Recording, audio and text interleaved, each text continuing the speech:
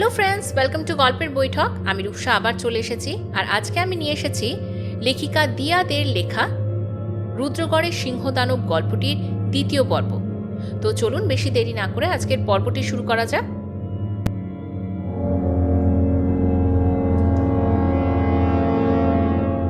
অনিদের বাড়ি থেকে কিংসুকদের বাড়ি হাঁটা পথে মিনিট 15 রাস্তা। গল্পে গল্পে এগিয়ে চলল 3 মূর্তি। কিছুক্ষণ হাঁটার পর একটা প্রকাণ্ড অট্টালিকার সামনে এসে দাঁড়ালো অনি। পেছন পেছন ব্রহ্মানন্দ আর প্রশান্ত। বাইরে থেকে যতদূর বোঝা যায় বাড়িটা প্রায় 1 বিঘের উপর দাঁড়িয়ে রয়েছে।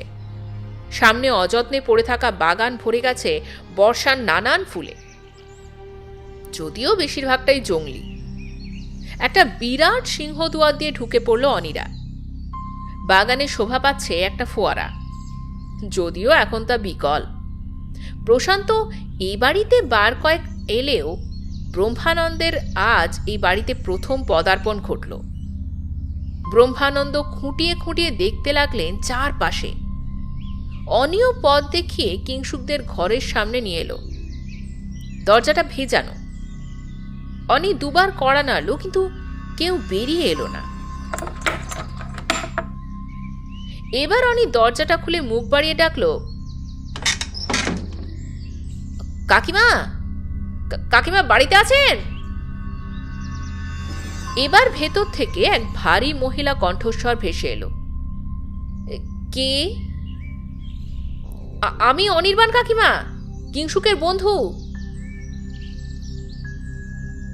খানিকক্ষণ কোনো সাড়া শব্দ পাওয়া গেল না। তারপর এক কণ্ঠস্বর ভেসে এলো, এসো অনির্বাণ, ভিতরে এসো, দরজা খোলাই আছে। আসলে আমি কিংসুককে খাওয়াচ্ছি তো। অনি এবার দরজা খুলে ভেতরে প্রবেশ করে, আর তার সাথে সাথে প্রবেশ করে ব্রহ্মানন্দ ও প্রশান্ত। একটা আলো আধারিতে মোড়া বৈঠকখানা পেরিয়ে 3 মূর্তি প্রবেশ করে কিংসুকের ঘরে। ঘরের মাঝখানে খাটে আধশোয়া হয়ে আছে কিংসুক, আর তার মা গৌরী দেবী তাকে কিছু একটা খাইয়ে দিচ্ছে চামচ দিয়ে। দরজার দিকে পেছন করে বসেছিলেন গৌরী দেবী। 6 জোড়া পদশব্দে চোখ তুলে তাকায় মা ও ছেলে। অনির্বাণের সাথে বাকি দুজনকে দেখে অবাক হয় দুজনেই। অনি বলে, আসবো কাকিমা? গৌরী দেবী বলার আগেই কিংসুক বলে, আরে আয় আয়। ঘরে ঢুকে খাটের দিকে এগিয়ে চলে 3 জন। এই কদিনে কিংসুক যেন শুকিয়ে আধখানা হয়ে গেছে। কোথায় তার সেই পেটানো শরীর? বিছানার সাথে তার শরীরটা একেবারে মিশে গেছে। কিংসুকের অবস্থা দেখে মনটা ভার হয়ে যায় অনির আর প্রশান্তের। গৌরী দেবী অনিকে বলেন, বাবা, চেয়ারগুলো নিয়ে একটু বসো, আর ওনাদেরও বসতে দাও। অনি আর প্রশান্ত চেয়ারগুলো নিয়ে গুরুদেবকে বসতে অনুরোধ করে নিজেরা বসে পড়ল। অনি এবার বলল, কেমন আছিস ভাই?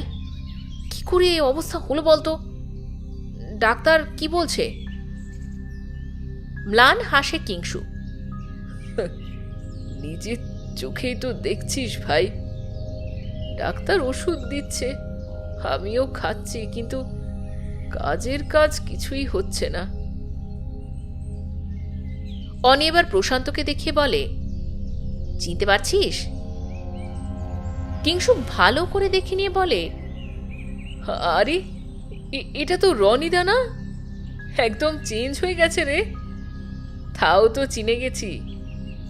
কতদিন পরে এলে রনিদা। কেমন আছো? কি করছো এখন? প্রশান্ত হেসে বলে, হই আছে একরকম, চলে যাচ্ছে। কিন্তু তোর এই অবস্থা কি করে হলো বলতো কিংসু? জানি না রনিদা, বিশ্বাস করো আমার কিছুই মনে পড়ছে না। আজ থেকে 1 মাস আগে মা নাকি এক ভোরে উঠে আমায় দেখতে না পেয়ে হুলস্থুল কাণ্ড বাঁধিয়েছিল। তারপর আমার জ্যাঠতুতো দাদা ভাইয়েরা আমার পেছনের বাগানে খুঁজে পায় অচেতন অবস্থায়। ধুম জ্বরে পুড়ে যাচ্ছিল গা। কপালে নাকি একটা দীর্ঘ ক্ষত ছিল। তারপর ওরাই ওখান থেকে তুলে নিয়ে আসে আমাকে। ডাক্তারও ডাকা হয়। একসময় জ্বরও নেমে যায়।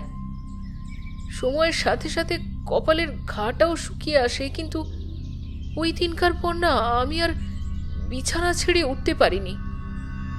হাতে পায়ে কোনো বলই নেই। দিন দিন যেন যেন জীবনী শক্তি কমে আসছে। আর মাত্র 8টা দিন। ব্রহ্মানন্দের বজ্রগম্ভীর কণ্ঠস্বর শুনে চমকে ওঠে ঘরের মধ্যে উপস্থিত 4টে মানুষ। ব্রহ্মানন্দ বলে যায়, কিংসুক, এই পৃথিবীতে তোমার আয়ু আর মাত্র 8টা দিন। তারপরই তোমায় এই পৃথিবীর মায়া কাটিয়ে চলে যেতে হবে। ব্রহ্মানন্দের কথা শোনা মাত্রই টুকরে কেঁদে ওঠেন গৌরী দেবী। না না, এ কি বলছেন?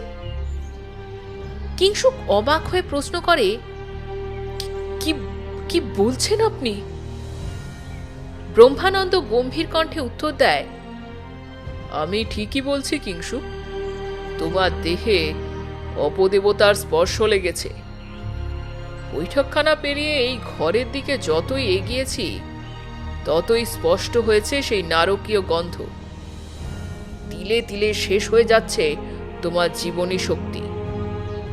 কোনো ডাক্তার বৈদ্যের ক্ষমতা নেই এই রোগ থেকে তোমায় রক্ষা করে। এবার গৌরীদেবী আছড়ে পড়েন ব্রহ্মানন্দের পায়ের উপর। ভীষণ বিব্রত হয়ে ব্রহ্মানন্দ পা সরিয়ে নেন। তৎক্ষণাৎ গৌরীদেবীকে উঠে বসতে বলেন। গৌরীদেবী ধীরে ধীরে উঠে বসে কান্না ভেজা কণ্ঠে বলে, আমি জানি বাবা আপনি কে। শুধু আপনিই পারবেন আমার ছেলেকে মৃত্যুর হাত থেকে বাঁচাতে। এক নিঃস্ব মায়ের শেষ সম্বলকে এইভাবে চলে যেতে দেবেন না। গৌরীদেবীর চোখের জল সিক্ত করে ব্রহ্মানন্দের হৃদয়। গৌরীদেবীকে আশ্বাস দিয়ে বলেন, আপনি আপনি কাঁদবেন না। আমি যতটুকু আমার পক্ষে সম্ভব নিশ্চয়ই চেষ্টা করব, কিন্তু তার জন্য আমাকে এই ঘটনার মূলে প্রবেশ করতে হবে, এবং এই ব্যাপারে আমাকে কেবল একজনই সাহায্য করতে পারে, আর সে হলো স্বয়ং কিংসুক। আমার বিশ্বাস ওর সবকিছুই মনে আছে, কিন্তু কোনো কারণে ও সেটা আমাদের বলছে না। এখন কিংসুক যদি মুখ না খোলে তবে আমি নিরুপায়। গৌরী দেবী এবার কিংসুককে বলে, সেদিন কি হয়েছিল তোর যদি সেটা মনে থাকে বল না বাবা, ওনাকে সব বল। শোন, নিজের প্রাণের থেকে এই পৃথিবীতে কিচ্ছু দামি না। বল বাবা বল। কিংসুক ইতস্তত করতে থাকে। অনি আর প্রশান্ত তাকে অনুরোধ করতে থাকে। অনেক অনুরোধের পর মুখ খোলে কিংসুক। ধীরে ধীরে বলতে থাকে তার জীবনের কথা, তার বাবা মারা যাওয়ার পর সংসারের দুরবস্থার কথা, ব্যবসায় তেমন সুরাহা করতে না পারার কথা, আর বিমলের সাথে পরিচয় হওয়ার কথা, এবং সর্বোপরি সেই রাতের কথা। কিংসুক এও স্বীকার করে যে সেদিন অজ্ঞান হয়ে যাওয়ার পর কি হয়েছিল ওখানে, বা কে তাকে তুলে এনেছিল, বিমলের কি হয়েছিল, এগুলো সে সত্যিই জানে না। ছেলের এই 2 নম্বরী কার্যকলাপ শুনে স্তম্ভিত হয়ে যান গৌরী দেবী। তিনি কিংসুককে বলেন, তুই তুই সব জানিস, গুরুদেবকে সব খুলে বল। কিংসুক মাথা নাড়তে থাকে দুপাশে, বারবার বলতে থাকে যে সে সত্যি এছাড়া আর কিচ্ছু জানে না। একটু সুস্থ হওয়ার পর সে বিমলকে ফোন অবশ্য করেছিল, কিন্তু ফোনটা বারবারই সুইচ অফ বলেছে। ব্রহ্মানন্দ এবার গৌরী দেবীকে বলেন, ও সত্যি কিছু জানে না, ওকে আর চাপ দেবেন না। ও যতটুকু জানে সবটাই আমাদের জানিয়েছে। আমি একবার আপনাদের বাড়িটা একটু ভালো করে ঘুরতে চাই, আর বাগানের যে জায়গায় কিংসুককে পাওয়া গিয়েছিল সেখানে একবার যেতে চাই। কিংসুকের মা সারা বাড়ি ঘুরিয়ে দেখালো ওদের তিনজনকে। সত্যি খুব বড় মাপের জমিদার ছিল দেব চৌধুরীরা। বাড়ির স্থাপত্য, ভাস্কর্য সবই তার প্রমাণ দেয়। প্রতিটি খিলান যে কত ইতিহাসের সাক্ষী হয়ে দাঁড়িয়ে আছে যুগ যুগ ধরে। একসময় গৌরী দেবীকে অনুসরণ করে তারা পৌঁছে যায় বাগানের সেই স্থানে যেখানে কিংসুককে পাওয়া গিয়েছিল। না, কোনো অস্বাভাবিকতা কিন্তু সেখানে নেই। শুধু একটা জিনিস দেখে ব্রহ্মানন্দের ভ্রুযুগল কুঞ্চিত হয়ে উঠল।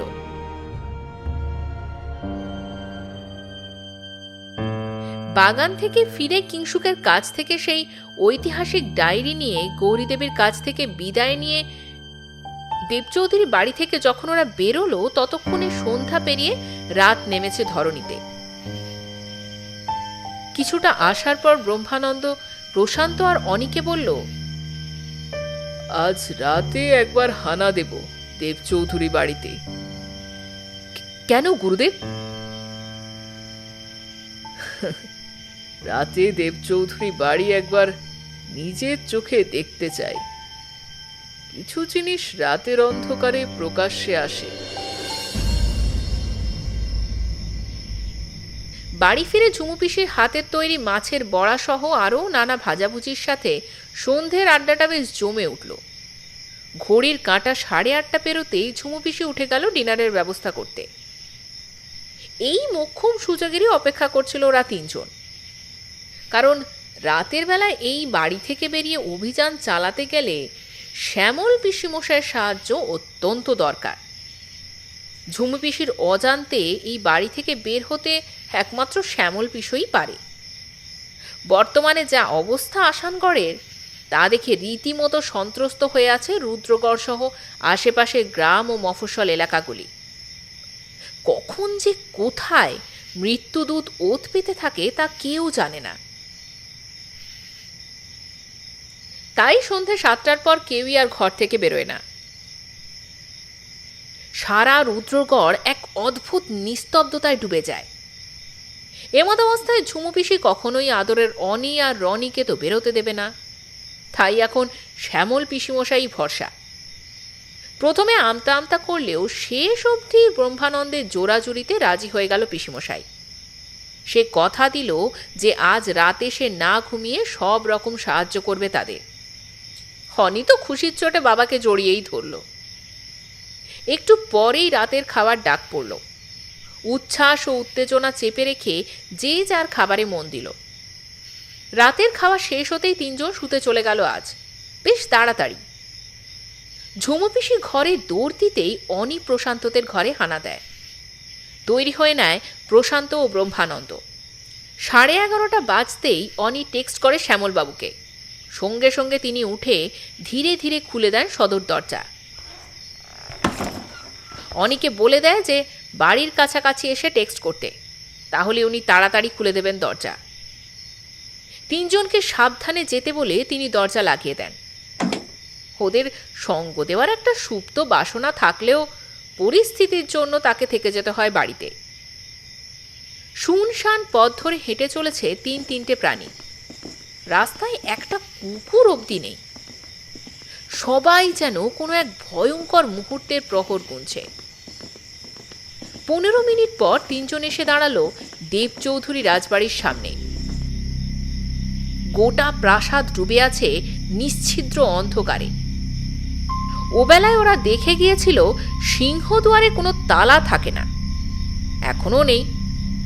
এদের অবস্থা এতটাই পড়ে গেছে যে চোর ডাকাতের ভয় বুঝি আর তাদের নেই। অতি সন্তর্পণে অনি খুলে ফেলল দরজা।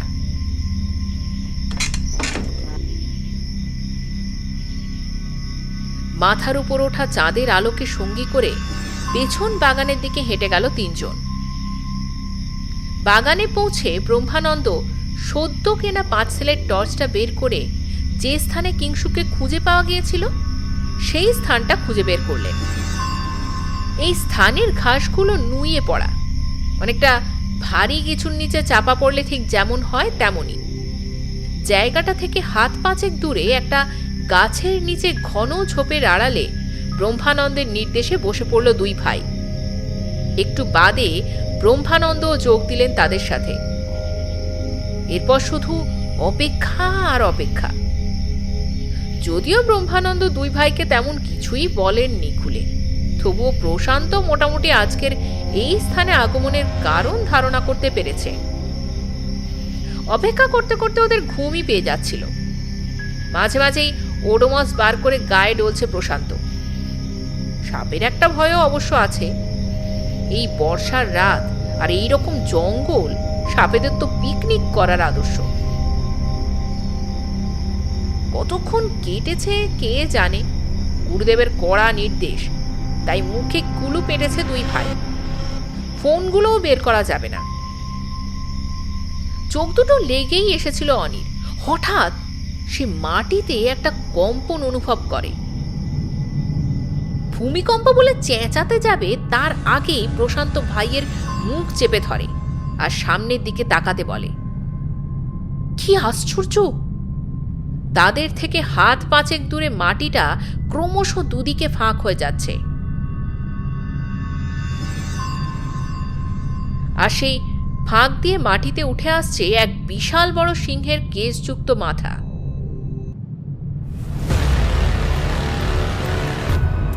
আর মানুষের মতো দেহওয়ালা এক কিম্ভূত কিমাকার প্রাণী। প্রাণীটা এবার উপরের মাটির ওপর উঠে দাঁড়ালো। বাতাসে নাক ভাসিয়ে কিছু একটা গন্ধ নেওয়ার চেষ্টা করলো। তারপর এদিক ওদিক সন্দিগ্ধ চোখে তাকিয়ে কি একটা খুঁজে একসময় পিঠে ডানা জোড়া মেলে উড়ে গেল শিকারের খোঁজে। ঘটনার আকস্মিকতায় বিহ্বল অনি, প্রশান্ত, এমনকি ব্রহ্মানন্দ, কারোর মুখেই কোনো কথা নেই। নিজের চোখকেও তারা বিশ্বাস করতে পারছে না। সুতরাং বেলা পাগল আর প্রতুল চৌধুরীর কথা মিথ্যে নয়।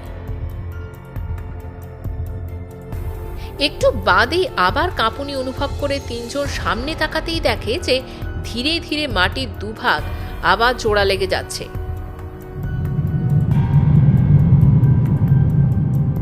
খানিকক্ষণ পর বিস্ময়ের ঘোর কাটতেই প্রশান্ত গুরুদেবকে জিজ্ঞাসা করে, আমরা কি ফিরে যাব গুরুদেব? এখন নয়। এভাবেই কেটে গেল ঘণ্টাখানেক। অনির অস্ফুট আর্তনাদ কানে আসতেই অনির অঙ্গুলি নির্দেশে আকাশের দিকে তাকায় ব্রহ্মানন্দ ও প্রশান্ত। অতিকায় সিংহদানব তার বিরাট পাখা দুটিতে ভর করে উড়ে আসছে, আর তার দুই পায়ের নখে আটকে আছে তার আজকের শিকার একটা মানুষ। মানুষটা বোধহয় মারাই গেছে। একসময় সিংহদানব এসে থামে সেই স্থানে যেখানে তার আবাসস্থলে যাওয়ার পথ। অস্ফুটে কি একটা তিনবার উচ্চারণ করে পুনরায় কম্পন তুলে মাটির দুপাশে সরে যায়, আর সেই ফাঁক দিয়ে নিচের দিকে নেমে যায় সিংহদানব তার শিকার নিয়ে। আর কিছুক্ষণ অপেক্ষা করে উঠে পড়েন ব্রহ্মানন্দ আর তার সাথে দুই ভাইও। সারা রাস্তা একই আলোচনা করতে থাকে অনি আর প্রশান্ত, কিন্তু ব্রহ্মানন্দ আশ্চর্য রকমের চুপচাপ। অনি বলে যে সে যা দৃশ্য দেখল তা সে জন্ম জন্মান্তরেও ভুলবে না। প্রশান্ত সায় দেয় তার কথায়। কথায় কথায় বাড়ি প্রায় কাছাকাছি চলে আসে অনিরা। অনি বাবাকে টেক্সট করে দেয়। শ্যামলবাবুর খোলা সদর দরজা দিয়ে ভেতরে ঢোকে তিনজন। অনির আর শরীর দিচ্ছিল না। অনি ফ্রেশ হয়ে শুতেই যাচ্ছিল, কিন্তু ব্রহ্মানন্দ তাকে পাকড়াও করে নিজের ঘরে নিয়ে আসে। ঘরে এসে দুই ভাইকে খাটে বসতে বলে ব্রহ্মানন্দ তার ঝোলা ব্যাগ থেকে বের করল কিংশুকের সেই ডায়েরি। ব্রহ্মানন্দ উঠে আসেন খাটে, পড়তে শুরু করেন সেই ডায়েরি। যতই পড়ছে ততই অবাক হচ্ছে তিনজন। রাজা সূর্যপ্রতাপের লাইব্রেরি থেকে প্রাপ্ত বইয়ে যে অপদেবতার কথা বলা হয়েছিল তা দেখে রুদ্রপ্রতাপের মনে কিঞ্চিত আশার আলো উদয় হয়। যদি সত্যি এই উপাসনা সে করতে পারে আর সফলতা পায়, তবে চিরদিনের জন্য রুদ্রগড় সুরক্ষিত হয়ে থাকবে। হেরোসিস 2 হাত দিয়ে রক্ষা করবে তার প্রাণের নগরী এই রুদ্রগড়কে। হয়তো তা দেখার জন্য রাজা রুদ্রপ্রতাপ আর থাকবেন না, তবুও তার মধ্যে দিয়েই তো তার প্রাণের রাজত্ব বেঁচে থাকবে। বারবার রুদ্রপ্রতাপ পড়তে থাকেন এই উপাসনার প্রক্রিয়াদি। তার মনে একবার একটা প্রশ্ন উদয়ও হয়, আমি সত্যি পারবো তো? সত্যি পারবো এত বড় আত্মত্যাগ করতে? পরক্ষণেই মনে দুর্বলতা ঝেড়ে ফেলে দেন রুদ্রপ্রতাপ। আর মনে কোনো সংশয় রাখা তার চলবে না, তাকে যে পারতেই হবে, যে করে হোক। মনস্থির করতেই জঙ্গলের মধ্যে তৈরি করলেন একটি মন্দির। মন্দির সম্পর্কে এমন কিছু ভয়ঙ্কর গল্প রটালেন যার জন্য গ্রামবাসীও ওই মন্দিরের ধারের কাছে যাওয়া তো দূরে থাক, নাম উচ্চারণ করতেও ভয় পেত। বহু কাঠ খড় পুড়িয়ে সুদূর মিশর থেকে নিয়ে এলেন স্বর্ণ নির্মিত হেরোসিসের মূর্তি। রাতের আধারে চালান করলেন মন্দিরের পাতাল গৃহে, যেখানে খটখটে দিবালোকেও অমানিসার অন্ধকার ছেয়ে থাকে।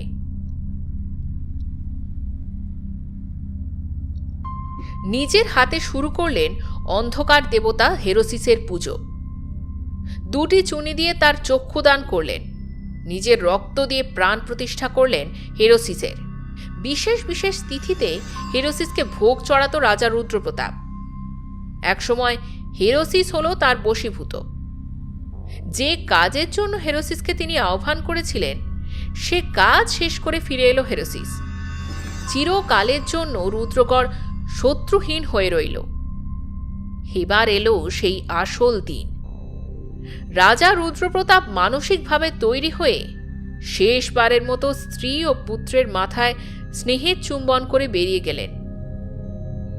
এখানেই ডায়েরি শেষ। ব্রহ্মানন্দ ডায়েরি বন্ধ করে দিলেন। এতক্ষণ ব্রহ্মানন্দ রুদ্রপ্রতাপের ডায়েরিটাই বর্ণনা করে চলছিলেন। ব্রহ্মানন্দ চুপ করতেই প্রশান্ত বলল, তার মানে সেই যাত্রাই রুদ্রপ্রতাপের শেষ যাত্রা।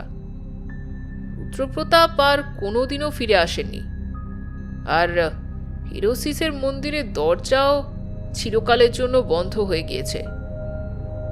রুদ্রপ্রতাপের শেষ পরিণতির কথা কারোরই জানা নেই। তার কি হলো সত্যি তো অজানাই রয়ে গেল। খানিকক্ষণ চুপ করে থেকে ব্রহ্মানন্দ বললেন, রুদ্রপ্রতাপের প্রত্যাবর্তন না ঘটায় এটা ধরেই নেওয়া যায় যে সে নিজেকে আহুতি দিয়ে হেরোসিসের হত্যালীলা বন্ধ করে তাকে পুনরায় এক প্রাণহীন স্বর্ণমূর্তিতে পরিণত করে। তারপর বহু যুগ পরে কিংশুকের রক্তে আবার জেগে উঠেছে হেরোসিস। যেহেতু হেরোসিস কিংশুকের পূর্বপুরুষ অর্থাৎ রুদ্রপ্রতাপের বশীভূত, তাই সে কিংশুকের তথা রুদ্রগড়ের কোনো ক্ষতি করেনি, বরং কিংশুককে সে তাদের বাগানে ফেলে দিয়ে আসে। এত বছর পর হেরোসিসের দেহে প্রাণ প্রতিষ্ঠা হওয়ায় তার শরীরে জেগে ওঠে শতাব্দী প্রাচীন খিদে।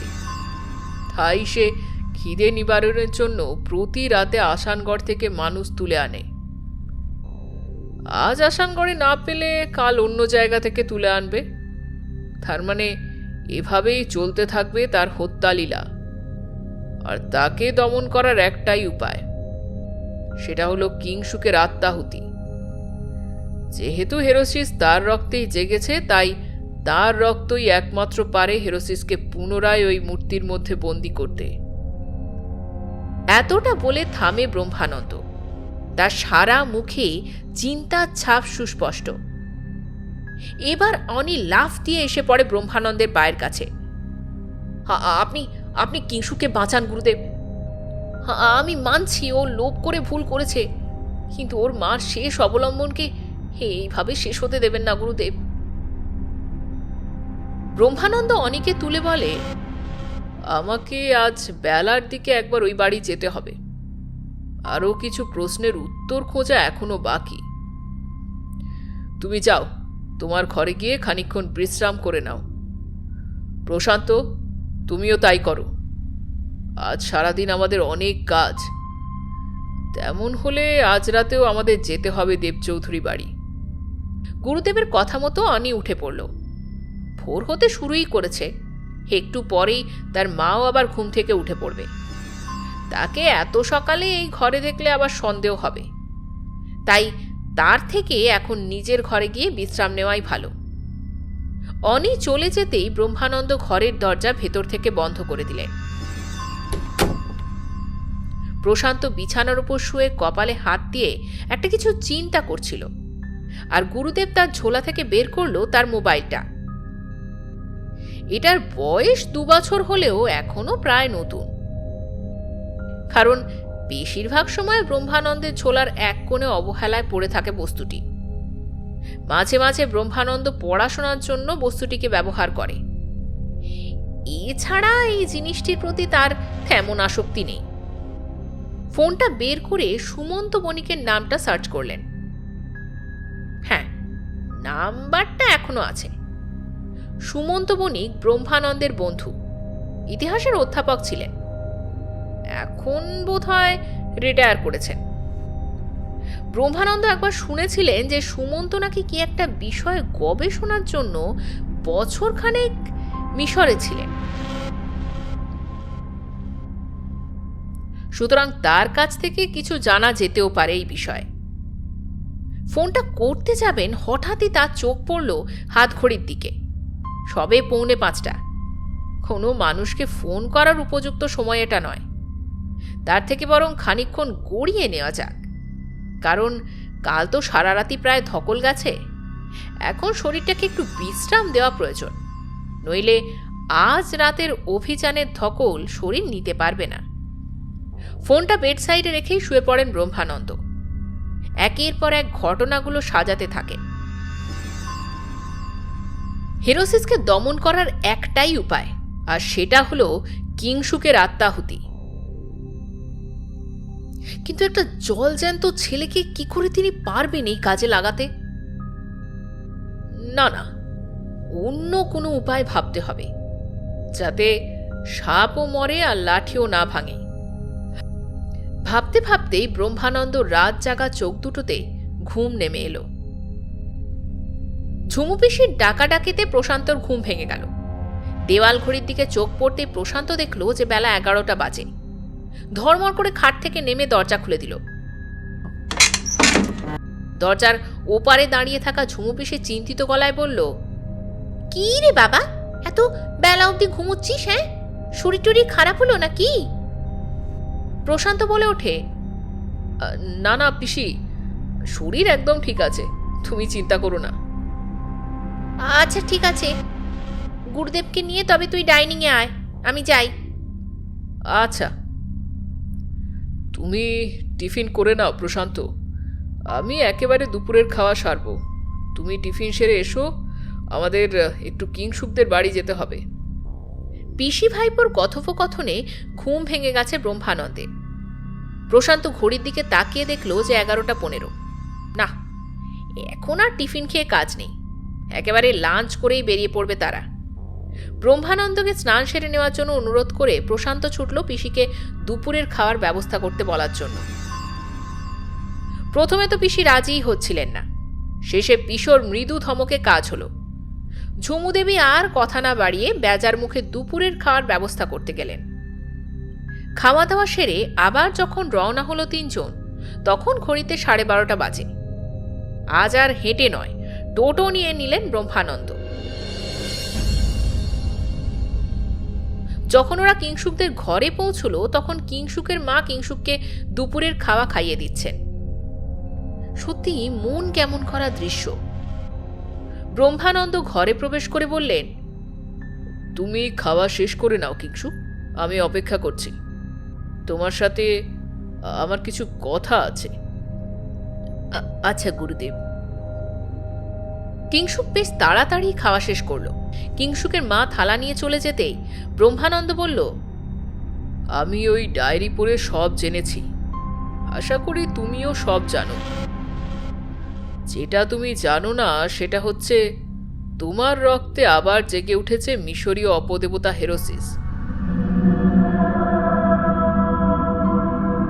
সম্ভবত তোমার পূর্বপুরুষ নিজেকে আত্মাহুতি দিয়ে ওই ভয়ঙ্কর অপদেবতাকে পাষাণ মূর্তিতে পরিণত করেছিল।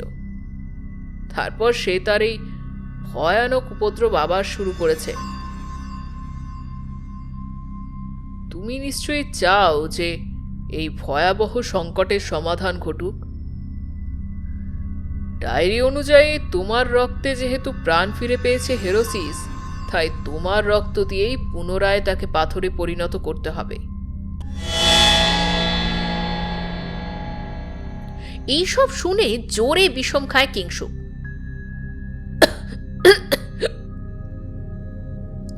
চমকেছে অনি ও প্রশান্ত। গুরুদেব যে এই কথাটা সরাসরি কিংসুককে বলবে তা দুই ভাই বুঝতেই পারেনি। ব্রহ্মানন্দ বলে চলেন, কিন্তু তাকে পুনরায় মূর্তিতে পরিণত করার নিশ্চয়ই কোনো রীতি আছে। তোমার রক্তই কেবল যথেষ্ট নয়, কোনো রীতিনীতি তো নিশ্চয়ই আছে, যা একমাত্র জানতেন রাজা রুদ্রপ্রতাপ।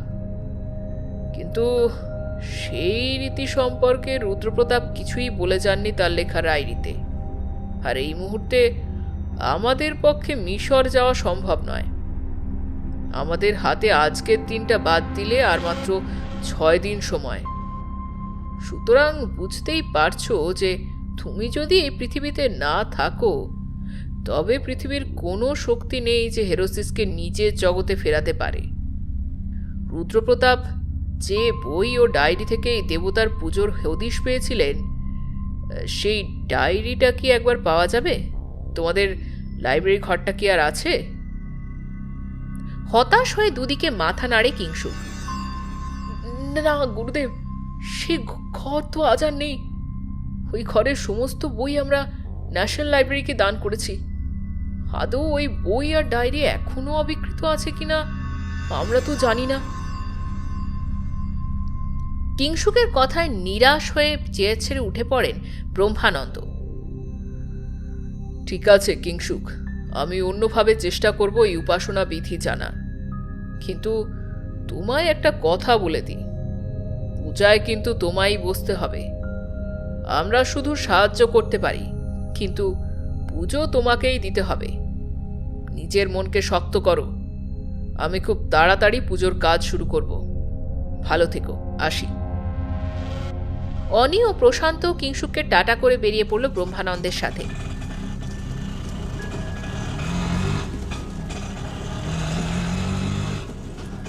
বাড়ি ফেরার পথে ব্রহ্মানন্দ বললেন, আজও আমরা রাতে আসব দেবচৌধুরী বাড়ি।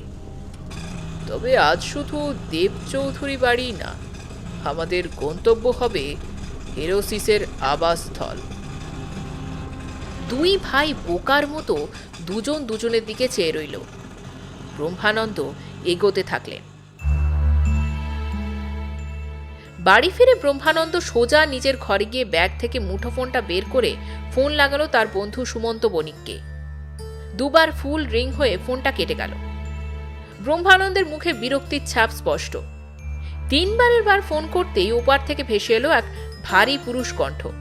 হ্যালো, কিরে সুমন্ত বলছিস? ব্রহ্মানন্দর গলায় আনন্দের ছাপ। হ্যাঁ সুমন্ত বণিক বলছি। আপনি কে? আরে আমি ব্রহ্মানন্দ রে। ব্রহ্ম তুই? কতদিন পর! কেমন আছিস? তা কোথায় আছিস এখন?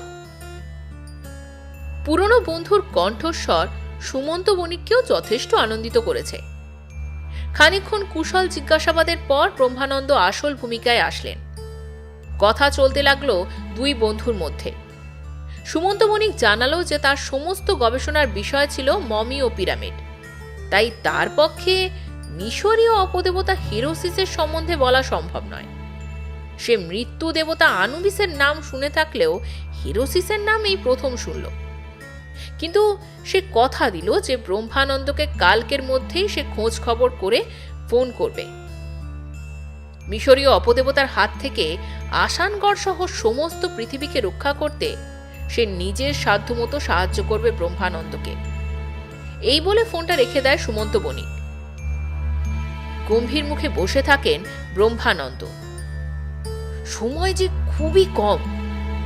যতদিন যাবে কিংসুকের শারীরিক অবস্থা ততই খারাপ হয়ে যেতে থাকবে। তখন তাকে ওই আলো বাতাসহীন ঘরে নিয়ে যাওয়া এবং তাকে দিয়ে হেরোসিসের পূজা করানো সত্যি অসম্ভব হয়ে পড়বে। খানিকক্ষণ ঘুম মেরে থেকে ব্রহ্মানন্দ প্রশান্তকে বললেন অনিকে ডেকে আনতে, একটা গুরুত্বপূর্ণ আলোচনা করবেন তিনি। প্রশান্ত গিয়া অনিকে ডেকে আনলে পর অনিকে ব্রহ্মানন্দ দরজা বন্ধ করে দিতে বললেন। তারপর দুজনকে তার সামনে বসার নির্দেশ দিয়ে বললেন, শোনো, এতদিন তোমরা আমাকে অনেক কাজে সাহায্য করেছো। অনি বারবার আমাদের সাথে বিপদের মুখে ঝাঁপিয়ে পড়েছে। গতকাল রাতে এক দুঃসাহসিক অভিযানের সঙ্গী হয়েছে, কিন্তু আজকের অভিযান আরো কঠিন, দুরূহ, পদে পদে মৃত্যু ভয় রয়েছে। আজ আমাকে হেরোসিসের আবাসস্থলে অর্থাৎ পাতালে প্রবেশ করতে হবে। সেখান থেকে হয়তো নাও বেরিয়ে আসতে পারি, হয়তো হেরোসিসের হাতেই আমার মৃত্যু ঘটবে। তাই আজকের এই অভিযানে আমি তোমাদের নিয়ে যেতে চাইছি না। সুখকে বাঁচাতে এটুকু ঝুঁকি আমাকে নিতেই হবে। দেখো অনি, প্রশান্ত অল্প স্বল্প কিছু মন্ত্র হলেও জানে, কিন্তু তুমি তো এ ব্যাপারে একেবারেই অজ্ঞ। যদিও আমি জানি না যে আমাদের তন্ত্রমন্ত্র এখানে কোনো কাজে আসবে কিনা, তবুও এই মন্ত্রের উপর ভরসা করেই আমায় একটা চান্স নিতেই হবে। গুরুদেব থামতে প্রশান্ত বলে উঠল, তা কি করে হয় গুরুদেব? আজ অব্দি আমি কি কখনো মাঝপথে যাত্রা থামিয়েছি? আমার আপনার উপর পূর্ণ আস্থা রয়েছে। এই যুদ্ধে আপনি জয়ী হবেনই। যতক্ষণ পর্যন্ত আমার দেহে প্রাণ আছে আমি ততক্ষণ পর্যন্ত আপনার সাথে সাথেই থাকব। এই কথা বলার পর আর কিছুই বলার ছিল না গুরুদেবের। অনিও এবার জেদাজেদি শুরু করলো। মৃত্যু ভয়, মাতৃভয়, এমনকি সাপের ভয় দেখিয়েও কিছুতেই তাকে নিরস্ত করা গেল না। সুতরাং ঠিক হলো যে আজ রাত 12টায় তারা তিনজনেই আবার বেরোবে। আগের দিনের মতো শ্যামলবাবুকে সবকিছু জানিয়ে রাখা হলো। নিজের হাতেই গেট খুলে দিলেন তিনি। 3 মুহূর্তে এগিয়ে চলল দেব চৌধুরী বাড়ি লক্ষ্য করে। 12:30টার মধ্যে তিনজন আগের দিনের নির্দিষ্ট স্থানে জায়গা করে নিল। এই স্থান থেকেই স্পষ্ট সব দেখা যায়। এরপর শুধুই অপেক্ষা। একসময় সমস্ত অপেক্ষার অবসান ঘটিয়ে ভূমি কাঁপিয়ে ধরিত্রীর বুকে পা রাখল পাতাল লোকের দেবতা হেরোসিস। চাঁদের আলোয় চকচক করছে তার পেশিবহুল স্কন্ধ, মৃদু হাওয়ায় উঠছে তার কেশরগুলো, আগুনের ভাটার মতো জ্বলছে দুটো চোখ। একবার চারপাশ দেখে নিয়ে বিরাট ডানা ঝাপটে উড়ে গেল হেরোসিস আজকের শিকারের সন্ধানে।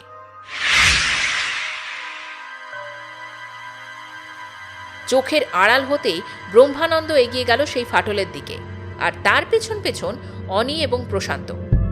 ঝোলা থেকে একটা 5 সেলের টর্চ বার করে ফাটলের দিকে তাক করতে 3 জোড়া চোখ বিস্ময় অভিভূত হয়ে গেল। ফাটলের ভেতর দিয়ে নেমে গেছে সিঁড়ি।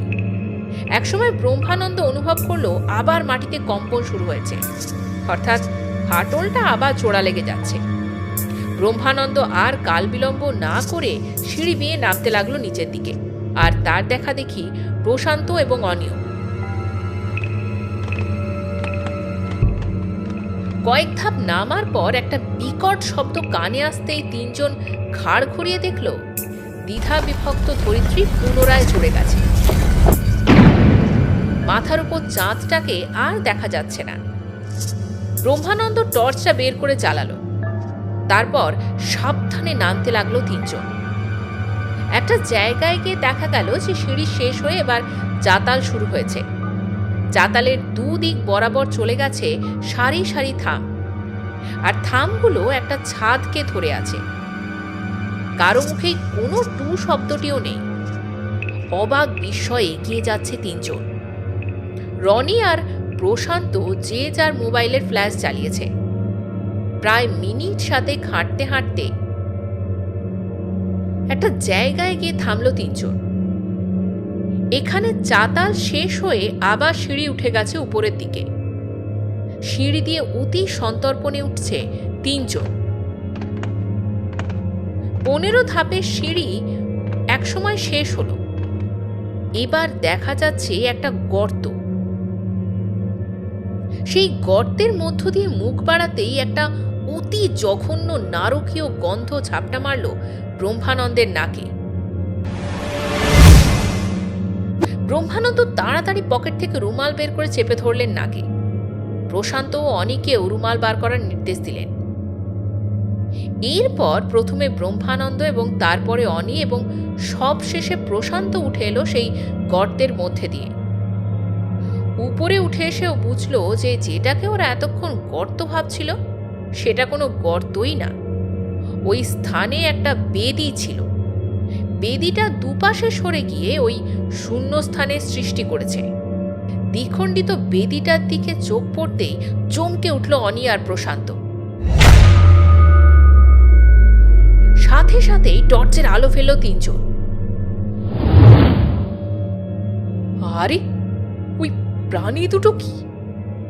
অনেকটা শিয়ালের মতো দেখতে। অদ্ভুত ভঙ্গিমায় বসে দুহাত জড়ো করে কারোর প্রতি আনুগত্য জ্ঞাপন করছে। তাদের ঘন সবুজ চোখজোড়া এই নিকষ নিশ্চিন্দ্র অন্ধকারে সত্যিই ভয় ধরাচ্ছে। ব্রহ্মানন্দ বুঝে গেল যে এটাই সেই হেরোসিসের বাসস্থান, আর এই প্রাণী দুটি তার বাহন, আর এটাই মহারাজ রুদ্রপ্রতাপের বানানো জঙ্গলের মধ্যেকার অলৌকিক মন্দির। প্রশান্ত সামনের দিকে পা বাড়াতেই কিসে একটা ঠোক্কর খেয়ে নিচের দিকে তাকাতেই ভয়ে তার রক্ত হিম হয়ে গেল।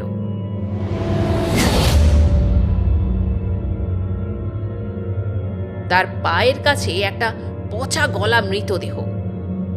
চিৎকার করতে গিয়েও নিজেকে সামলে নিল প্রশান্ত। ব্রহ্মানন্দ ততক্ষণে সারা ঘর ঘুরে দেখতে শুরু করেছে।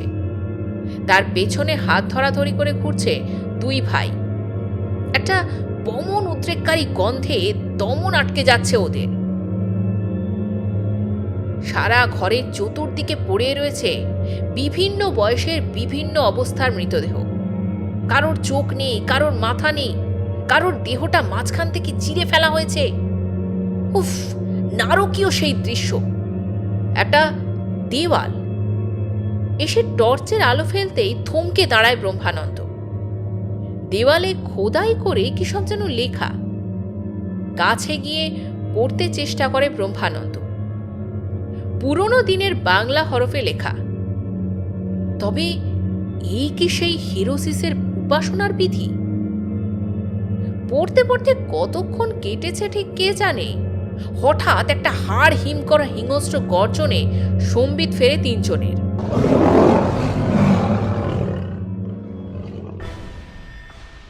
হিংস্র গর্জনটা কানে যেতেই চমকে ওঠে অনি আর প্রশান্ত।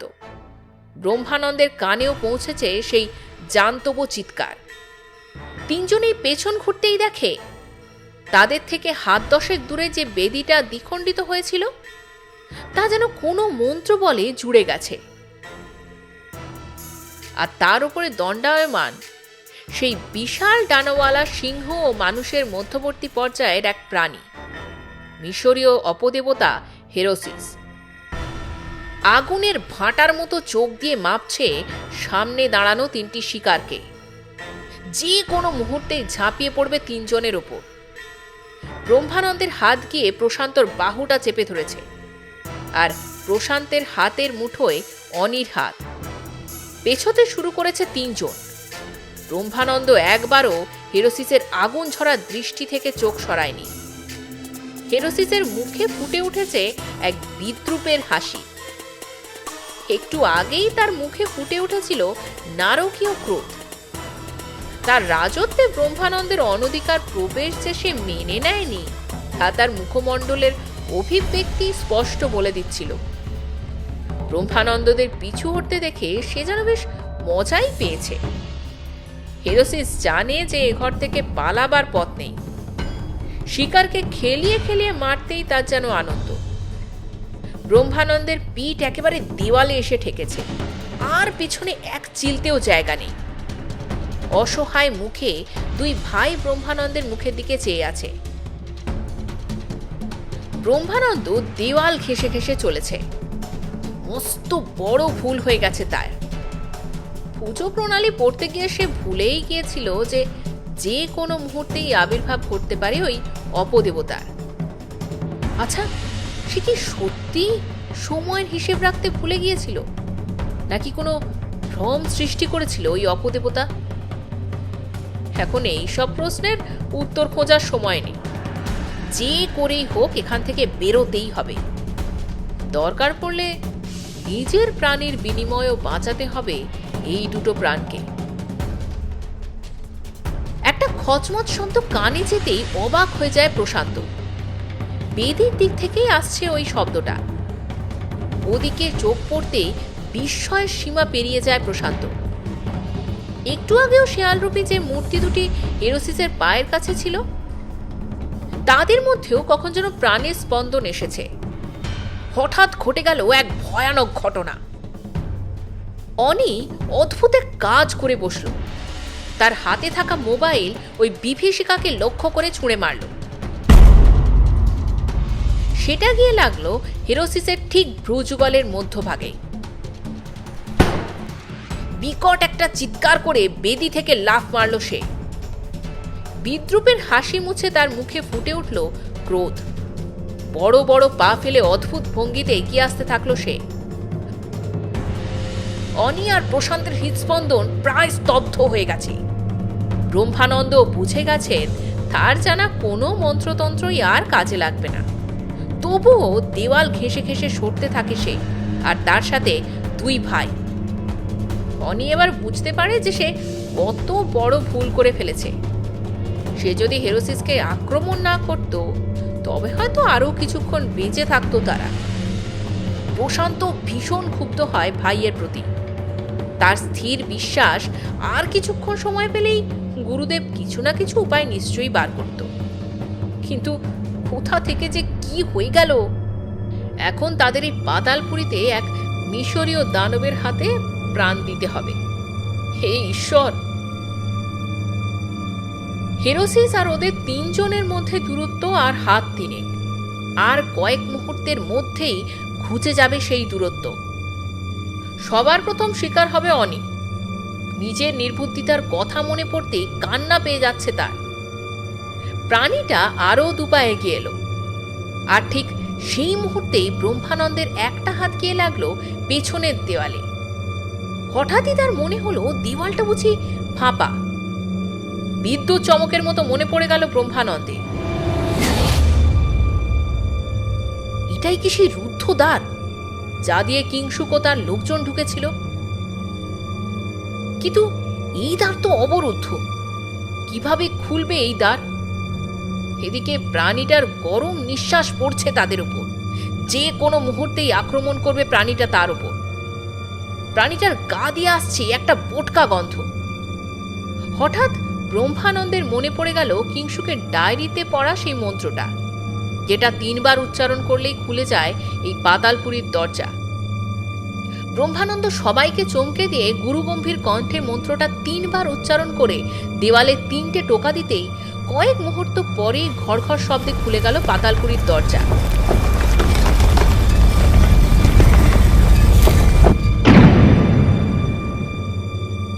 ব্রহ্মানন্দ এক হাঁচকাটানে বের করে আনলো প্রশান্ত ও অনিকে।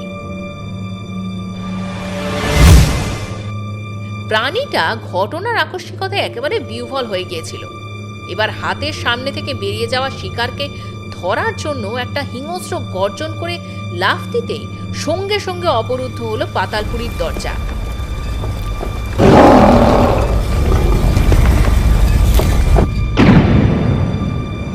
ভেতর থেকে একটা চাপা গর্জন শোনা গেল। নিষ্ফল আক্রোশে গজরাচ্ছে প্রাণীটা তখন। বাইরে এসে 3 জনেই হাঁপ ছেড়ে বাঁচল। আজ আর একবার গুরুদেব তার সন্তান তুল্য শিষ্যের প্রাণ রক্ষা করলেন, আর তার সাথে পেলেন হেরোসিসকে বধের অস্ত্র। 3 জনেরই স্নায়ুর উপর বেশ চাপ পড়েছে। গর্ভগৃহের ওপারে তখনও শোনা যাচ্ছে হাড় হিম করা হুঙ্কার। যে কোনো মুহূর্তেই দেওয়াল ভেঙে বেরিয়ে আসবে মিশরীয় সম। অনি আর প্রশান্ত গর্ভগৃহের এক জায়গায় বসে পড়েছে। সাক্ষাৎ মৃত্যুর হাত থেকে বেঁচে ফিরেছে তারা। ফাপড়ের মতো ওঠানামা করছে তাদের বুক। যদিও ব্রহ্মানন্দকে দেখে তা বোঝার জো নেই। 5 সেলের বড় টর্চটা ঘুরিয়ে ফিরিয়ে দেখছে সেই জরাজীর্ণ গর্ভগৃহের দেওয়াল। একটা সময় অনি আর প্রশান্ত বাড়ি ফেরার কথা মনে পড়তেই উঠে পড়ল দুজন। এতক্ষণে দুজনের খেয়াল হলো যে ভেতরের হুঙ্কারটা আর কানে আসছে না। বিশ্ব চরাচর যেন মৌনী ব্রত ধারণ করেছে। ব্রহ্মানন্দ 2 ভাইকে উঠে পড়তে দেখে বলল, এবার তাহলে ফেরা যাক। 2 ভাই গুরুদেবের পদাঙ্ক অনুসরণ করে একসময় সেই নিকষ অন্ধকারাচ্ছন্ন গলি পেরিয়ে মন্দিরের মূল দরজার সামনে উপস্থিত হল। দরজাটা আজ 1 মাসেরও বেশি সময় ধরে খোলা। ওরা দরজার বাইরে পা রাখতেই যাবে এমন সময় ওদের দিকে তেড়ে এলো একটা বিশাল বড় কালো রঙের পুতুল পেঁচা।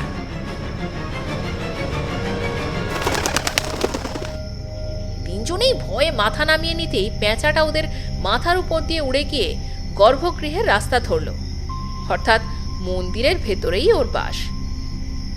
মন্দিরের সিঁড়ি থেকে 3 জন নেমে দাঁড়ালো, কিন্তু এই জঙ্গলের ভেতর থেকে বেরোনোর রাস্তা 3 জনেরই অজানা। তবে ব্রহ্মানন্দ একটা কথা বললেন, তারা দেব চৌধুরীর রাজবাড়ির কাছাকাছি আছেন। কারণ তারা ওই সুড়ঙ্গ পথ দিয়ে 8 ঘন্টার মতো হেঁটেছিল, যা মাটির ওপরের রাস্তা ধরলে হবে মোটামুটি 45 মিনিট মতো। তারা যদি নাক বরাবর চলে তবে হয়তো দেবচৌধুরী বাড়ির কাছাকাছি পৌঁছতে পারবে, আর সেখান থেকে অনিদের বাড়ি পৌঁছতে কোনো সমস্যাই হবে না।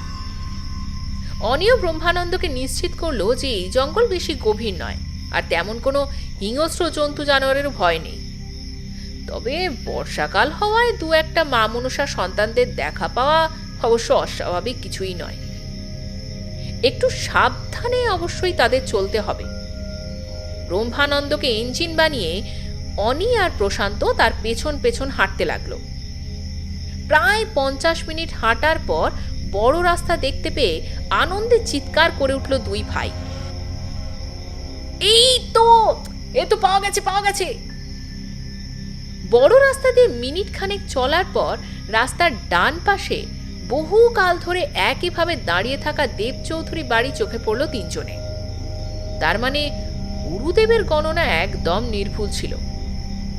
আরও মিনিট 15 হেঁটে যখন ওরা বাড়ি পৌঁছল তখন পূবাকাশ রাঙা হয়ে এসেছে। আজ অনি একটা ডুপ্লিকেট চাবি নিয়ে গিয়েছিল। বাবাকে সে প্রতি রাতে এভাবে কষ্ট দিতে চায়নি। পকেট থেকে চাবিটা বের করে গেট খুলে যে যার ঘরে ঢুকে গেল। গুরু শিষ্য দুজনেই বাইরের পোশাক ছেড়ে ফেলে শুয়ে পড়ল বিছানায়। আজ খুব খাটনি গেছে তাদের, তার সাথে আবার জুড়ে ছিল মৃত্যু ভয়। শেষবেলার দিকে ঝুমুপিসের চিল্লানিতে ঘুমটা শেষে ভাঙল প্রশান্ত। সারা ঘর ভালো করে খুঁজে দেখলো যে কোথাও গুরুদেব নেই। এবার পাশে রাখা মোবাইলটা তুলে প্রশান্ত দেখলো 11:54 বেজে গেছে। ধর্মড়িয়ে উঠে পড়ে সে। ঝুমুপিসের চিৎকার আরও একবার কানে আসতেই সে বুঝতে পারলো যে কোনো একটা কারণে ঝুমুপিসি অনিকে প্রচণ্ড বকাবকি শুরু করেছে। প্রশান্ত তাড়াতাড়ি হাত মুখ ধুয়ে ফ্রেশ হয়ে বাইরে আসতেই তাকে দেখা মাত্রই পিসি বলে উঠল, শরীর এখন ভালো আছে রনি? পিসির কথায় হক চুকিয়ে গেলেও ব্যাপারটা সামলে নেয় প্রশান্ত। হ্যাঁ হ্যাঁ, এখন তো অনেকটাই বেটার। ঠিক আছে, তুই টেবিলে বস, আমি তোর খাবার দিচ্ছি। বলেই রান্নাঘরের দিকে পা বাড়ালো পিসি। আর প্রশান্ত পাকড়াও করলো অনিকে। কিরে, পিসি এমন চেঁচামেচি করছে কেন? আর গুরুদেবী বা কোথায়? অনেক কাঁচুমাচু মুখে বলে, আর বলিস না দাদা, ফোনটা তো কাল গেছে, তাই মাকে আজ সকালে বলেছিলাম যে চুরি হয়ে গেছে। তারপর মা ফোন করতেই দেখলো যে ফোনটা বাজছে, তাই বলল এখনই পুলিশ স্টেশন যেতে। যায়নি বলে চেঁচাচ্ছে। একবার ব্যাপারটা ভাব, এখন যদি হেরোসিসকে পুলিশ চোর ঠাওরায় তবে কি সে ছেড়ে দেবে? বলেই ফাজিল হেসে চোখ টেপে অনি। তা তোর কেসটা তো না হয় বুঝলাম, কিন্তু গুরুদেব গেল কোথায়? আমি তো জানি না রে, আমিও তো ঘুম থেকে উঠে দেখিনি। মা তো বললো নাকি ঘুরতে বেরিয়েছে। তুই খেয়ে নে, তারপর আমরাও না হয় বেরোবো। কোথাও বেরোতে হলো না অবশ্য তাদের। প্রশান্তর খাওয়া হতে না হতেই এসে গেলেন গুরুদেব। হাতে একটা ঢাউস ব্যাগ নিয়ে কেমন যেন চোরের মতো ঝুমু পিসির চোখ এড়িয়ে ঢুকে গেলেন নিজেদের ঘরে। তারপর খানিকক্ষণ পরে হাসি মুখে সোফায় এসে বসলেন। জানি উত্তেজনায় তোমাদের পেট একেবারে ফুলছে, কিন্তু আমি এখনই তো কিছু বলবো না। শুধু এইটুকু বলবো যে আজকের পুজোর পুরোহিত জোগাড় করতে আর পুজোর সরঞ্জাম প্রস্তুত করতে গিয়েছিলাম। সারা দিনটা রৌদ্রোজ্জ্বল থাকলেও বিকেলের পর থেকে আষাঢ়ে ঘন কালো মেঘে ঢেকে গেল গোটা আকাশ। একটু পরেই শুরু হলো ঝমঝমিয়ে মুষলধারায় বৃষ্টি। ব্রহ্মানন্দের কপালে ভাঁজ।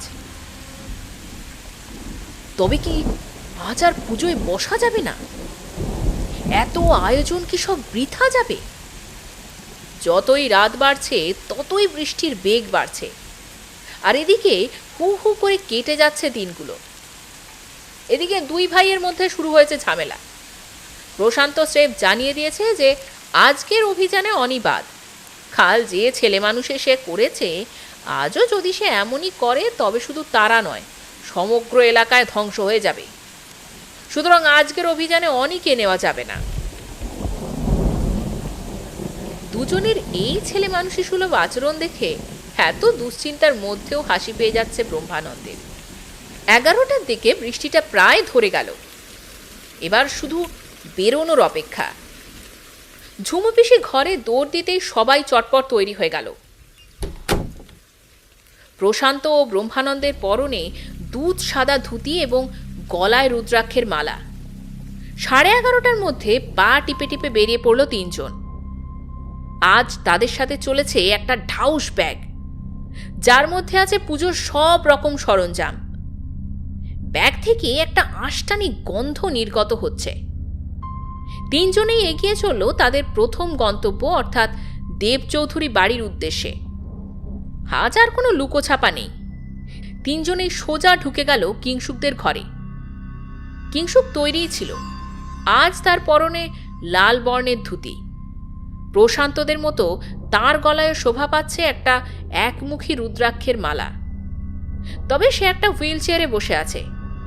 এই দুদিনে তাকে আরও বেশি দুর্বল আর বিধ্বস্ত দেখাচ্ছে। কিংসুকের মায়ের কাছ থেকে নেওয়া হলো একটা পিতলের বালতি। ব্রহ্মানন্দ কিংসুকের মাকে অভয়বাণী প্রদান করে তিনজনকে নিয়ে এগোলেন রণভূমির উদ্দেশ্যে। আজ আর কিংসুকদের বাগানের সুড়ঙ্গ পথ নয়, আজ তারা জঙ্গল দিয়েই যাবে। কিংসুকের হুইল চেয়ারটা ঠেলছে অনি। জঙ্গলের মাটি একটু আগের বৃষ্টিতে ভিজে একেবারে কর্দমাক্ত হয়ে উঠেছে। খুবই সমস্যা হচ্ছে হুইল চেয়ার ঠেলতে। এদিকে সময়ও এগিয়ে আসছে। আজকে পথ নির্দেশকের ভূমিকায় কিংসুক। মাঝে মাঝে হুইল চেয়ার ঠেলতে সাহায্য করছে প্রশান্ত। একটা জায়গায় গিয়ে হুইল চেয়ারের চাকাটা বেকায়দায় পড়ে গেল কাদায়। শত চেষ্টা করেও চাকা আর তোলা গেল না। অবশেষে কিংসুককে চ্যাংদোলা করে নিয়ে চলল প্রশান্ত আর অনি। একসময় তারা পৌঁছল মন্দির সম্মুখে। কিংসুককে মন্দিরের সিঁড়িতে বসিয়ে দুজনেই বড় করে শ্বাস নিচ্ছিল। একটা পূর্ণবয়স্ক মানুষকে এইভাবে জঙ্গলের পথে বয়ে আনা খুব একটা সহজসাধ্য কাজ তো নয়। গুরুদেব বললেন, এবার তোমরা উঠে পড়ো, আমাদের প্রবেশ করতে হবে পাতাল গৃহে। এরপর না হলে পুজোয় বসতে তো দেরি হয়ে যাবে। চলো চলো। আবার উঠে পড়ল দুজন। কিংসুকের নির্দেশ অনুসরণ করে চলতে লাগলো সেই পাতালপুরীর উদ্দেশ্যে। গর্ভগৃহে প্রবেশ করে নির্দিষ্ট স্থানে উপস্থিত হয়ে ব্রহ্মানন্দ কিংসুককে সেই মন্ত্রটা বলতে বলল। কিংসুক মন্ত্রটা 3 বার বলে 3টে টোকা দিয়ে চুপ করে অপেক্ষা করতে লাগলো। অবশ্য বেশিক্ষণ অপেক্ষা করতে হলো না। মিনিট খানেক পরেই খুলে গেল পাতালপুরীর প্রবেশদ্বার। গুরুদেবের পেছন পেছন কিংশুককে নিয়ে ওরা ঢুকে পড়ল পাতালপুরীতে। পাতালপুরীতে প্রবেশ করতেই বিস্ময়ে অভিভূত হয়ে গেল তিনজন। আজ পাতালপুরী একদম শান্ত। তাদের থেকে খানিকটা দূরে বেদিতে একদম শান্ত হয়ে বসে আছে হেরোসিস। তাকে দেখে সামান্য একটা মূর্তি ছাড়া আর কিছুই মনে হচ্ছে না। ব্রহ্মানন্দ চটপট গিয়ে হেরোসিসের সামনে পূজার অদ্ভুত উপাচারগুলো সাজিয়ে ফেলল। ঘরের এক কোণে একটা পর্দার মতো জিনিস টাঙিয়ে ফেলল। এবার কিংশুক আর প্রশান্তকে পূজায় বসতে বলে নিজেও বসে পড়ল পুজোয়। অতি কষ্টে কিংশুক বসল পুজোয়। তাকে শক্ত করে ধরে রাখল অনি। পুজোয় বসেই ব্রহ্মানন্দ বলতে শুরু করলো, এই পুজোর মাধ্যমে আমরা হেরোসিসকে জাগ্রত করব। নিজের রক্ত দিয়ে হেরোসিসকে আহুতি দিয়ে তাকে পুনরায় জাগরিত করবে কিংশুক। হেরোসিসের দেহে প্রাণ প্রতিষ্ঠা হলে সে হয়ে যাবে কিংশুকের আজ্ঞাবহ। হেরোসিসের দেহে প্রাণ প্রতিষ্ঠা হওয়ার মুহূর্তেই আমরা গিয়ে আশ্রয় নেব পর্দার আড়ালে। অনি, এতে যেন এবার কোনো আর ভুল না হয়। এরপর কি করণীয় তা কিংশুক জানে। কিংশুক, মন্ত্রোচ্চারণে যেন বিন্দুমাত্র ভুল না হয়।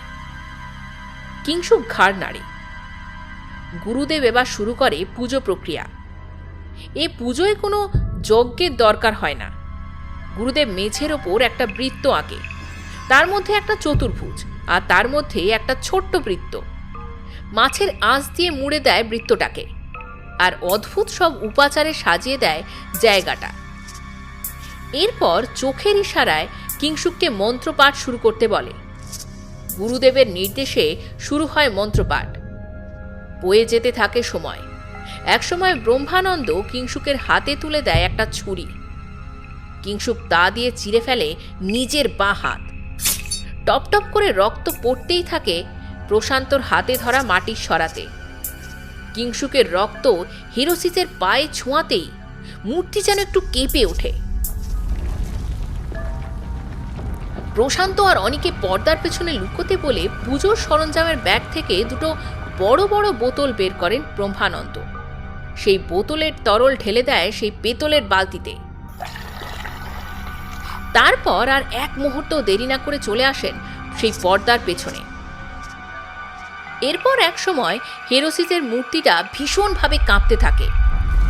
সকলে বুঝতে পারে মূর্তিতে এবার প্রাণের স্পন্দন ঘটেছে। কিংশুকও উপলব্ধি করতে পারে তার শরীরেও যেন জোর পুনরায় ফিরে আসছে। একসময় চোখের সামনে হেরোসিসের শরীরে প্রাণ সঞ্চার হলো, তবে আজ তার মধ্যে কোনো হিংস্রতা নেই। সে যেন এক আজ্ঞাবহ দাসে পরিণত হয়েছে। কিংশুকের সামনে সে করজোড়ে দাঁড়িয়ে আছে। কিংশুক তাকে প্রথমে এক বালতি ছাগ রক্ত ভোগ দেয়। এক নিমেষে শেষ করে ফেলে সেই দানব। এরপর কিংশুক তাকে আজ্ঞা দিল সে যেন এই মুহূর্তেই এই বেদির নিচে যে সুড়ঙ্গ পথ রয়েছে সেখানে পৌঁছে কিংশুকের তথাই রুদ্রগড়ের শত্রুকে নিকেশ করে। হেরোসিস একবার কি একটু ভাবে, তারপর অদ্ভুত ভঙ্গিতে সম্মতি জানিয়ে মুখে বিড়বিড় করে কি একটা মন্ত্রোচ্চারণ করে। সরসর শব্দে বেদিটা দুদিকে সরে যায়, আর সেই ফাঁক দিয়ে হেরোসিস নেমে যায় শত্রু দমনের জন্য। আর এই সুযোগের অপেক্ষায় ছিল ব্রহ্মানন্দ। এক লাফ দিয়ে বেরিয়ে আসে পর্দার আড়াল থেকে, আর তার পেছন পেছন প্রশান্ত। বেদির চারপাশে 9 বার প্রদক্ষিণ করে অদ্ভুত মন্ত্র দিয়ে বেঁধে ফেলে বেদিটা। ঘর ঘর শব্দে জোড়া লেগে যেতে থাকে বেদিটা। আর সেই প্রশান্ত ও ব্রহ্মানন্দ হেরোসিসের শেয়ালরূপী চর দুটিকে এক হ্যাঁচকাটানে তুলে নিক্ষেপিত করে প্রভুর নতুন আস্তানায়। প্রায় সাথে সাথেই জোড়া লেগে যায় বেদিটা। চিরদিনের মতো ওই পাতাল কক্ষে বন্দী হয়ে গেলেন মিশরীয় অপদেবতা হেরোসিস ও তার 2 অনুচর। নরখাদকের হাত থেকে মুক্ত হলো সমগ্র অঞ্চল। শুধু শারীরিক ক্ষমতা নয়, কখনো কখনো কূটনৈতিক বুদ্ধি দিয়ে জব্দ করতে হয় শত্রুকে। আর সেটা আরও একবার বুঝিয়ে দিলেন আচার্য শ্রী ব্রহ্মানন্দ। খানিকক্ষণ বসে থেকে সবাই উঠে পড়ে। 5 সেলের টর্চ দিয়ে ভালো করে দেখতে থাকে পাতাল ঘরটা। চারিদিকে অজস্র মৃতদেহ।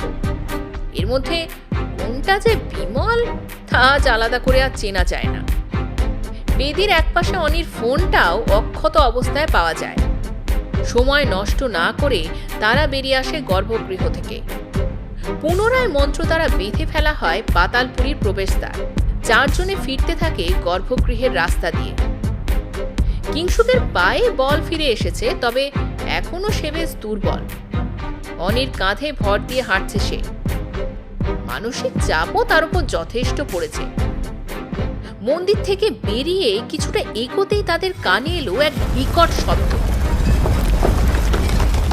পেছন ফিরতেই দেখে কোনো এক জাদু বলে বন্ধ হয়ে যাচ্ছে মন্দিরের দ্বার। ব্রহ্মানন্দের মুখে ফুটে ওঠে হাসির রেখা। ভোরের মুখে কিংসুককে বাড়ি ফিরিয়ে দেওয়ার পর সে ও তার মা ব্রহ্মানন্দ ও দুই ভাইকে বাড়ি আর ফিরতে দেননি। দুপুরে না খাওয়া দাওয়া করে কোথাও যাওয়া হবে না, এ তার কঠোর নির্দেশ। ছুঁপেশিকেও তিনি ম্যানেজ করে নিয়েছেন। দুপুরে খাওয়া দাওয়ার পর আড্ডা বসেছে কিংসুকদের বৈঠকখানায়। মুখে মৌরি চালান দিয়ে অনি বলে, প্লিজ গুরুদেব, আমায় সবকিছু একটু খুলে বলুন প্লিজ, আমি এখনো ধোঁয়াশায়। প্রশান্ত সম্মতি জানায় ভাইয়ের কথায়। সারাদিন গুরুদেবের সাথে থাকলেও কিছু প্রশ্নের উত্তর তার এখনো অজানা। ব্রহ্মানন্দ স্মিত হেসে বলেন, বেশ, তাহলে গোড়া থেকেই বলি শোনো। এখানে আসার আগে থেকেই আমি প্রশান্তর কাছে শুনেছি যে রুদ্রগড়ের পাশে আসানগড় থেকে মানুষ উধাও হচ্ছে। এখানে এসেও তাই শুনলাম এবং নিজের চোখে দেখলামও। এরপর আসানগড়ে এসে জানতে পারলাম যে দুজনে নাকি সেই অদ্ভুত প্রাণীটা দেখেছে। তার বাস নাকি রুদ্রগড়ে। আমি খুব অবাক হলাম। যদি ওদের কথা সত্যি হয় তবে প্রাণীটা কেন এত দূর উড়ে আসে শিকার করতে? রুদ্রগড়ে কি মানুষের অভাব? উত্তর মিলছিল না। এরপর সেদিনই এলাম তোমাদের বাড়ি। তোমার ঘরে ঢুকতেই আমি একটা গন্ধ পেয়েছিলাম। তারপর রুদ্রপ্রতাপের ডায়েরিটা হাতে পেলাম। সেদিন রাতে অভিযান চালিয়ে আর ডায়েরি পড়ে সব বুঝলাম যে রুদ্রগড় কেন সুরক্ষিত। এরপর আমরা হেরোসিসের বাসস্থানে প্রবেশ করে তাকে বধ করার অস্ত্র জানলাম। কিন্তু হেরোসিসকে পুনরায় স্বর্ণমূর্তিতে পরিণত করতে গেলে তোমাকে যে নিজের জীবন বলি দিতে হবে, যেটা মহারাজ রুদ্রপ্রতাপ করেছিলেন। কিন্তু তোমাকে তো আমাকে যে করেই হোক বাঁচাতে হবে। সারা দিন সারা রাত ভেবে ভেবে অবশেষে হেরোসিসকে বন্দি করার উপায় পেলাম। কিন্তু এখানে তোমার সাহায্য লাগতো। তুমিও সাহায্য করবে কথা দিলে। সারাদিন ধরে মন্ত্র মুখস্থ করলে, আর আমি তোমাদের বাগানে হেরোসিসের আসা যাওয়ার পথটা মন্ত্র দিয়ে বেঁধে দিলাম। এরপর তো সবটাই তোমরা জানো। তোমাদের সাহায্য ছাড়া এই কাজ সত্যিই সহজ ছিল না। তোমাদের সকলের সাহায্যে বন্দি করা গেল ওই ভয়ানক অপদেবতা হেরোসিসকে। এতটা বলে থামলেন ব্রহ্মানন্দ। অনির চোখ দুটো রসগোল্লার মতো হয়ে গেছে। সে বলল, আমাকেও আপনার শিষ্য করে নিন গুরুদেব। ব্রহ্মানন্দ অনির কথায় হেসে ফেলে।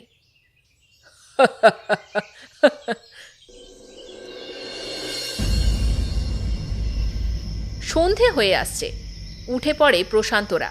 বেরোনোর আগে ব্রহ্মানন্দ তার ঝোলা থেকে 3টে মোটা মোটা পুরুষ আংটি বের করে কিংসুকের হাতে দিয়ে বলে, এগুলো আমি পাতালপুরীতেই পেয়েছি। এগুলো তোমার পূর্বপুরুষ রুদ্রপ্রতাপের। মৃত্যুর সময় হয়তো এই 3টে তার হাতে ছিল।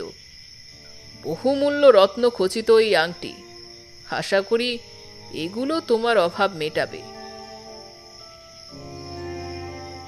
কিংসুকের চোখে আনন্দাশ্রু। গৌরীদেবী হঠাৎ দৃঢ় কণ্ঠে বলে ওঠেন, না, হে কিংসুকের পূর্বপুরুষের জিনিস, হে আমি কখনোই বেচতে দেব না। শুধু ও কেন, ওর ছেলে, তার ছেলেও যাতে বেচতে না পারে তার ব্যবস্থা আমি করে দিয়ে যাব। গৌরী দেবীর কথায় তার প্রতি শ্রদ্ধা বেড়ে যায় সবার। মা ছেলেকে বিদায় জানিয়ে ফেরার রাস্তা ধরে তিনজন। অনি বকবক করেই চলেছে, আর গুরুদেবও তার কথার উত্তর দিয়ে যাচ্ছে সানন্দে। প্রশান্তর মনটা চলে যায় পরাধীন ভারতে সেই ব্রিটিশ শাসিত দিনগুলিতে, যেখানে এক জমিদার নিজের জমিদারি রক্ষা করার জন্য নিজেকে আত্মাহুতি দেয় এক মিশরীয় অপদেবতার কাছে। আপনারা শুনছিলেন লেখিকা দিয়াদের লেখা রুদ্রগড়ের সিংহদানব গল্পটি কেমন লাগলো অবশ্যই আমাদের জানাবেন, এবং এই চ্যানেলের গল্পগুলো যদি আপনাদের ভালো লাগে প্লিজ চ্যানেলটিকে শেয়ার ও সাবস্ক্রাইব করে এগিয়ে যেতে একটু সাহায্য করবেন। আজকে এই পর্যন্তই, পরে আবার দেখা হচ্ছে অন্য একটি গল্পের সঙ্গে। নমস্কার।